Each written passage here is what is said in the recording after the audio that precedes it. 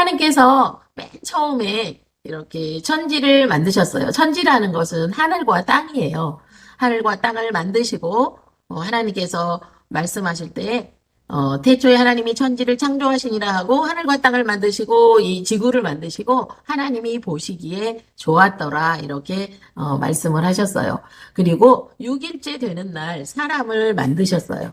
이렇게 사람을 만드신 사람의 이름이 누구예요? 첫째 사람이 누구예요? 아담과 하와. 네.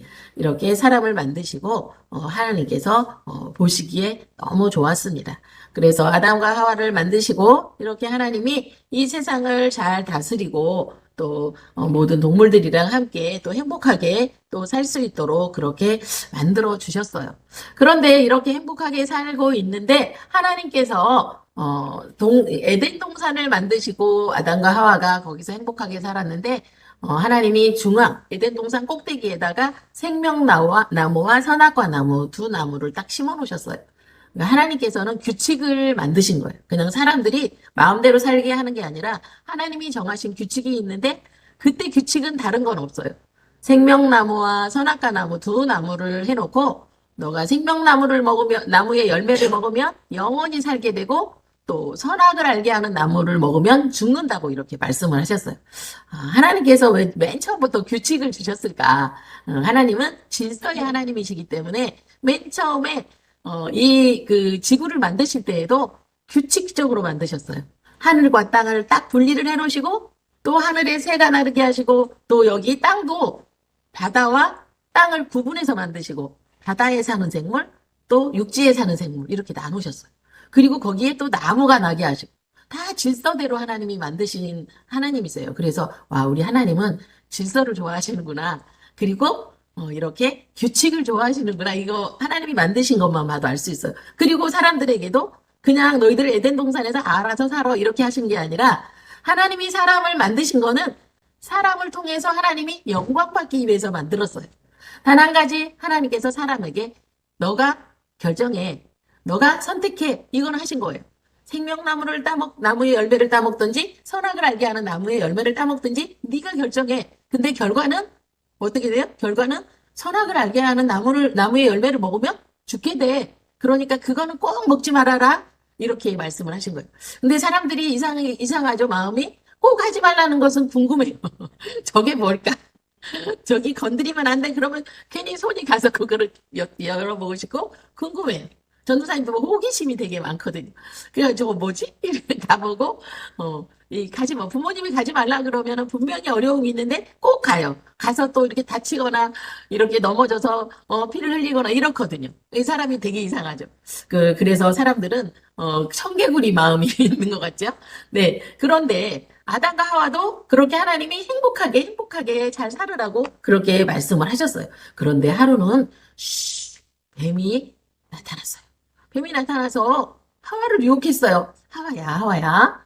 그러니까 그러니까 마귀가 뱀에게 쑥 들어간 거예요. 그래서 하와를 유혹한, 하와야, 그 동산 중앙에 무슨 나무가 있니? 생명나무와 선악과 나무 있지. 아, 그래? 그런데 그 선악과 나무 열매 궁금하지 않아? 그럼 사람이 괜히 궁금하잖아요. 그거 왜 하나님이 따먹지 말라 그랬을까? 궁금하지 않아? 그렇게 물어보니까, 어, 그러게. 그거 하나님이 어쨌든, 먹지도 말고 만지지도 말라고 하셨는데, 그렇게 말이 바뀌어진 거예요. 궁금하니까. 하나님은 먹지 말라. 선악과 나무의 열매를 먹으면 정령 죽으리라. 이렇게 말씀을 하셨는데, 그 하나님이 먹지도 말고 만지지도 말라고 하셨는데, 이렇게 말이 바뀌었어요. 그렇게 해가지고, 예, 그건 선악과 나무 열매가 너무 맛있어서 그래. 그리고 한 가지 너에게 꿀팁 줄게. 그렇게 하면서 꿀팁이 뭐냐면 너가 선악과 나무 열매를 따먹는 순간에 하나님처럼 돼. 그러니까 하나님이 그거 싫으셔가지고 너한테 먹지 말라고 하신 거야. 아니야, 하나님이 설마 그러실까? 우리 얼마나 사랑하시는데. 아니야, 진짜야. 한번 먹어봐. 그러니까 갑자기 궁금하잖아. 갑자기 궁금해서 따서 먹었어요. 먹고 나서 자기만 먹으면 좋은데, 그 신랑, 남편, 아담에게 얘기했어요. 아담, 이거 선악과 나무 열매 먹으면 하나님처럼 된대. 그러니까 한번 먹어볼까?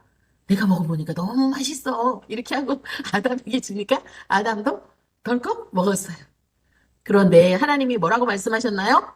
선악과 나무의 열매를 먹으면 죽으리라. 죽게 된다고 그랬어요. 근데 갑자기 선악과 나무 열매를 사과처럼 생겼는지 하여튼 우리는 보지 않았으니까 모르지만 열매 맛있게 맛있는데 먹고 나는 순간에 어, 이상하다. 우리가 왜 옷을 안 입고 있지? 그러면서 벌거벗은 거, 몸을 벗고 있는 것을 알게 된 거예요. 아담과 하와가 선악과 나무를 따먹기 전에는 옷을 하나도 안 입고 자랐어요. 그래서 부끄러운지 그런 것도 몰랐는데 보니까 옷을 벗고 있는 거예요.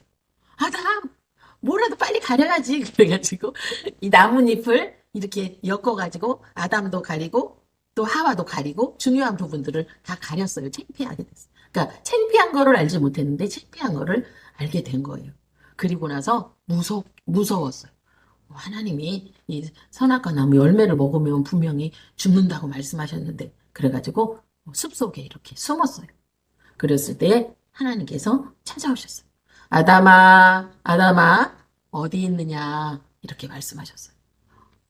이렇게 나무 뒤에 이렇게 숨어가지고 안 보이긴 했지만 하나님은 숨어도 다 보시잖아요. 그쵸?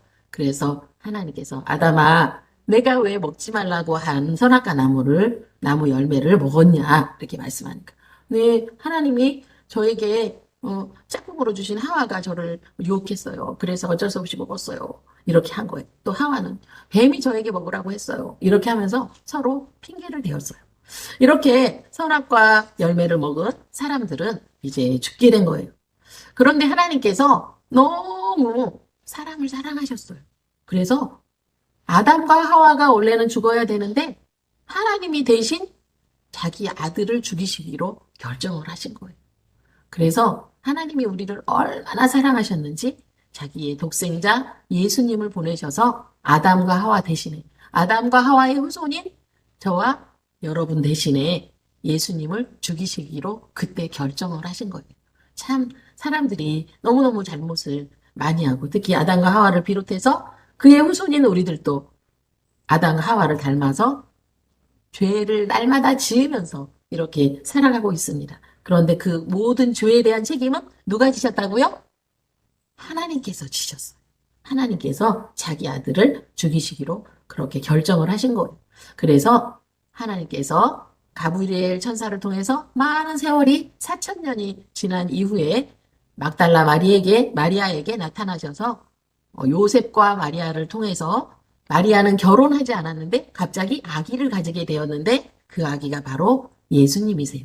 그래서 사람들을 통해서 태어나지 않고 처녀인 마리아의 몸에 성령 하나님께서 잉태하게 하시고 그리고 예수님이 말구유 마구간에서 태어나게 된 거예요. 그래서 예수님의 아빠 요셉과 마리아를 통해서 우리 예수님은 태어나게 되었어요. 그런데 예수님이 태어났을 때 헤로당이 큰 별이 뜨는 것은 왕이 태어날 징조라는 그런 걸 알기 때문에 동방박사가 헤로당을 찾아가서 앞으로 태어날 아기에게 경배하러 왔습니다 했을 때 헤로당은 너무 두려웠어요. 그래서 그 아이를 찾으라고 했는데 못 찾아서 그때 예수님이 태어날 당시에 2살 이하의 아이들을 다 죽였어요. 왜냐하면 앞으로 태어날 아기가 우리 왕궁에서 태어난 아기가 아닌데 분명히 뭔가 반역이 일어날 것 같은 그런 일들을 예감했기 때문에 아이들을 다 죽이게 된 거예요. 그런데 성령 하나님께서 천사를 통해서 요셉과 마리아의 꿈에 나타나서 빨리 애굽 나라로 피난을 가라는 그 얘기를 듣고 얼른 피신을 하게 되었어요. 밤중에 그 얘기를 듣고 바로 피신을 하게 된 거예요. 피신을 하고 나서 언제 왔냐면 그 헤롯 대왕이 죽을 때까지 그 애굽 나라에서 살다가 예수님은 다시 이스라엘로 돌아오게 된 거예요. 그게 우리 성경 말씀에 쭉 계속 나와 있어요. 그리고 나서 우리 예수님이 이 세상에 오신 목적은 뭐라 그랬죠? 십자가에서 우리의 죄를 지시고 죽으시기 위해서 오셨어요. 30년 동안, 지난주에도 얘기했지만 30년 동안 이렇게 살다가 부모님을 잘 섬기며 살다가 나머지 3년 동안은 하나님의 말씀을 전파하시고 회개하라 천국이 가까우느니라 이렇게 말씀하시고 우리 예수님은 우리의 모든 죄를 다 짊어지시고 십자가를 지신 거예요. 그래서 예수님은 우리가 맞아야 할 채찍을 대신 맞으시고 십자가에서 죽으시고 또 다시 부활하셔서 하늘나라에 올라가셨어요. 3일 만에 부활하신 우리 예수님께서는 우리를 천국으로 인도하실 거예요. 예수님께 감사드리면서 우리가 얼마나 하나님의 사랑을 많이 받은 사람인가. 하나님의 아들 예수님보다도 어쩌면 우리를 더 사랑하신 거예요. 왜냐하면 자기 아들 죽이면서까지 우리를 구해주셨으니까. 그래서 우리가 얼마나 믿음 생활을 잘해야 되는지 알겠죠? 어려운 코로나 시기지만 우리는 믿음으로 하나님을 기쁘시게 하면서 살아야 돼요. 하나님은 우리를 너무너무 사랑하셔서 그냥 그 피 눈물을 흘리시는 그 사랑으로 우리를 사랑해 주세요.